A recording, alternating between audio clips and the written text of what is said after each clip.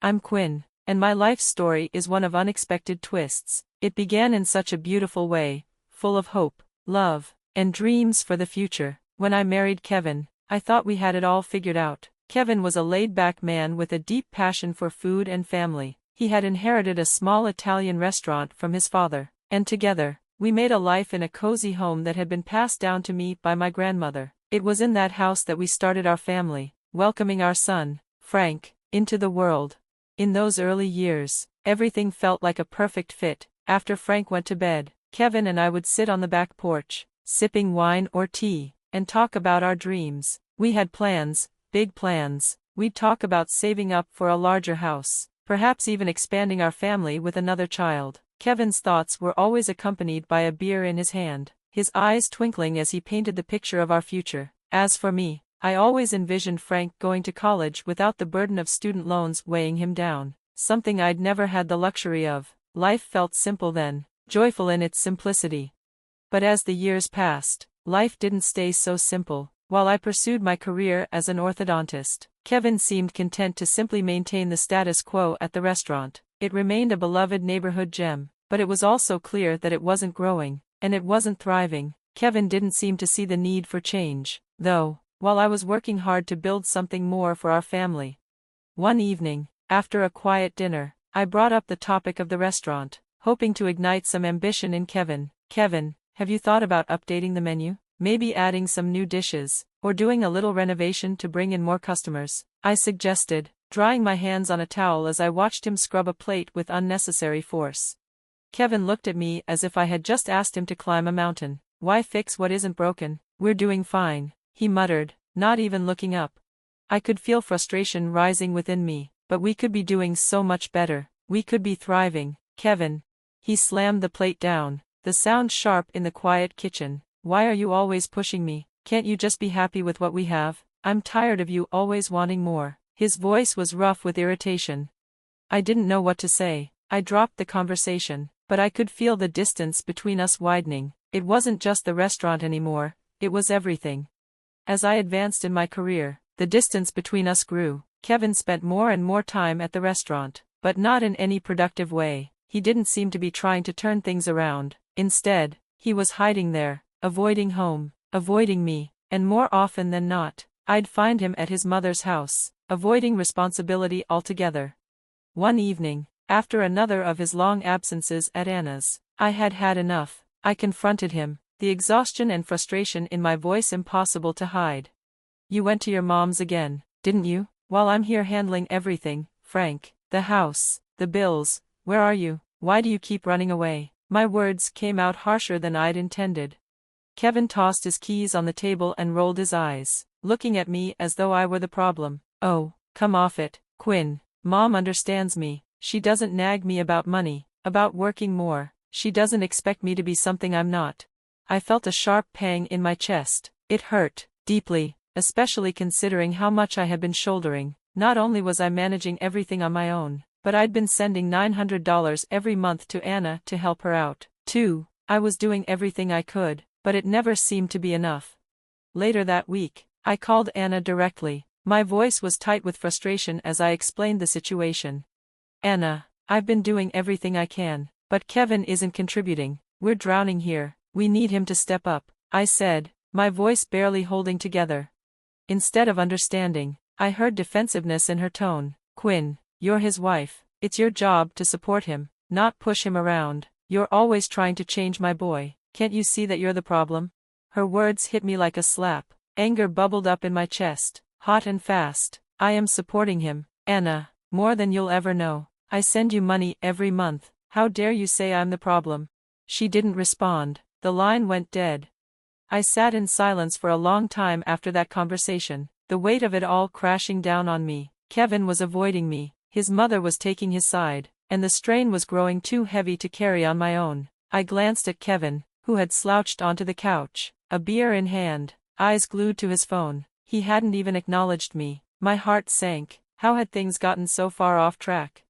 At home, things were getting worse. Kevin's restaurant had been struggling for years, and he'd had to lay off his staff, one by one. It was down to just him making pizzas in a barely profitable spot in town. Eventually, even that wasn't enough to keep the business afloat. The day he finally closed the restaurant for good, he came home looking defeated, his shoulders slumped, and yet, there was a strange glint in his eyes, as if he were trying to maintain some semblance of pride. "This isn't the end," he said, trying to sound composed as he hung up his apron for the last time. "It's merely a setback." I was sitting at the kitchen table, bills scattered across it like a terrible game of chance, the weight of it all pressed down on me, each bill a reminder of how dire things were. "A setback, Kevin, the restaurant's closed, we're drowning in debt, and we need an income source, now." I couldn't hide my frustration anymore.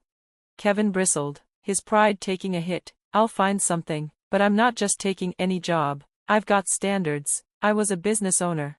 I couldn't believe what I was hearing. "And what does that mean now, Kevin? You can't pay the bills with standards." He shook his head in frustration. "I have a degree, Quinn. I'm not going to be some desk jockey. I'm aiming for a managerial position, nothing less."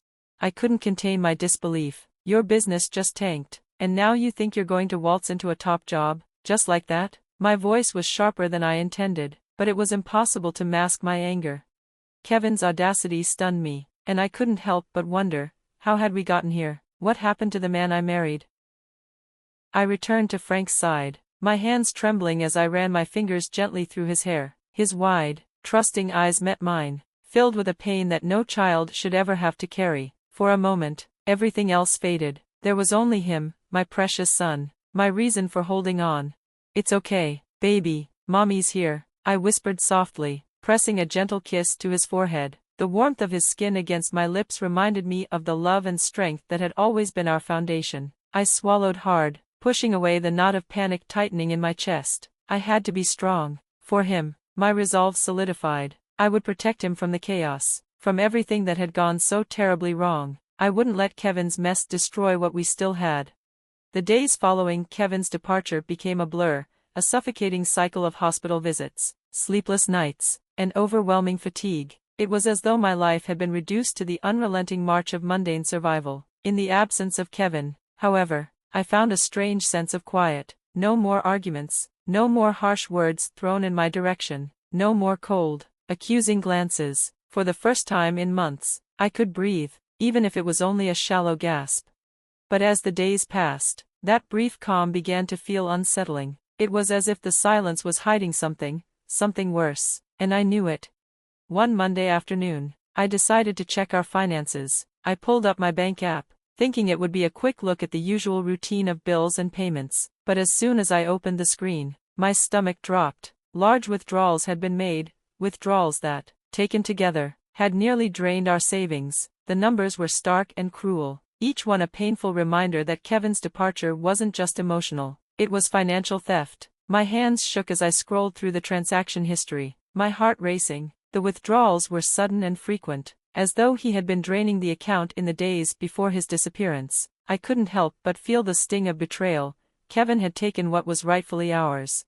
I tried calling him, my fingers trembling on the screen, but it went straight to voicemail. He hadn't answered in days, and now it was clear why. I took a deep breath and, in a flurry of anger and desperation, blocked the card. I needed to stop this, to stop him from stealing what little we had left. The weight of it hit me, the realization that Kevin's selfishness knew no bounds. He had taken from me, from Frank, without a second thought. A week passed, and in the silence that lingered between us, I began to steel myself. I knew Kevin would return eventually, though I didn't know in what form. When he finally showed up, it wasn't alone. Anna, his ever-present mother, stood at his side like a silent sentinel, her eyes gleaming with something I couldn't place. I was sitting in the living room, surrounded by Frank's scattered toys and the clutter of medical bills, my constant companions as I struggled to keep it all together. Kevin's voice broke through the chaos. "Quinn, we have news," he said, his tone too casual, too smug. My stomach turned, and I looked up, meeting his eyes. His face was twisted into a strange smirk, one that made the blood rush to my head. "I won the lottery," he continued, almost as though he were delivering a casual update. $127 million. "And no, you won't see a cent of it. I'm filing for divorce," he added, almost gleefully. The world seemed to tilt beneath me. I couldn't process it. My mind refused to connect the words. Lottery? Divorce? What was he saying? My pulse quickened, and for a moment, I could barely hear the words. Everything around me, the scattered bills, the toys on the floor, Frank's soft breathing, seemed to fade. All that existed was Kevin's voice, and the terrible finality in his words. What about Frank? I finally managed to ask, my voice thick, like it was coming from someone else. Anna's laugh sliced through the air, cold and sharp. Oh, Quinn, always playing the martyr, she mocked. You've underestimated my son for far too long. Now he's wealthy, and you're nothing. He'll find someone better, someone younger. Her eyes gleamed as she took a step closer to Kevin, her hand resting possessively on his arm, as if claiming what she believed was hers by right. Kevin nodded, as if he were simply stating facts. Yeah, I'm moving out to live with Mom. You'll manage on your own, won't you? My blood ran cold as Anna, her manipulation as obvious as ever, wrapped her arm around Kevin and led him toward the door. Let's leave the gold digger to wallow in her chaos, she said, her voice dripping with disdain. We have better places to be. The door slammed behind them, and the impact of their departure hit me like a physical blow. The betrayal, the abandonment, the theft, it all came crashing down on me in an overwhelming wave. Kevin had deserted me, leaving me not just emotionally shattered but financially stranded. And yet, in the face of it all, something inside me began to stir. Anger, defiance, determination. They thought they could break me. They thought they could leave me empty-handed and destitute. But I wouldn't let that happen. I stood tall, a flicker of strength igniting within me as I grabbed my phone. My voice was steady, my words sharp as steel. Kevin used our shared funds to buy that lottery ticket. I want to contest the winnings. My lawyer's voice came through the phone, careful but supportive. It's going to be a tough battle, Quinn, but we'll fight this. We'll put our all into this. I hung up, the weight of what lay ahead pressing heavily on my shoulders. But even as the pressure mounted, a sense of purpose began to build within me. For Frank, for myself, for the justice we deserved. I was done being a victim. I wasn't just going to survive this, I was going to make sure Kevin paid for what he had done.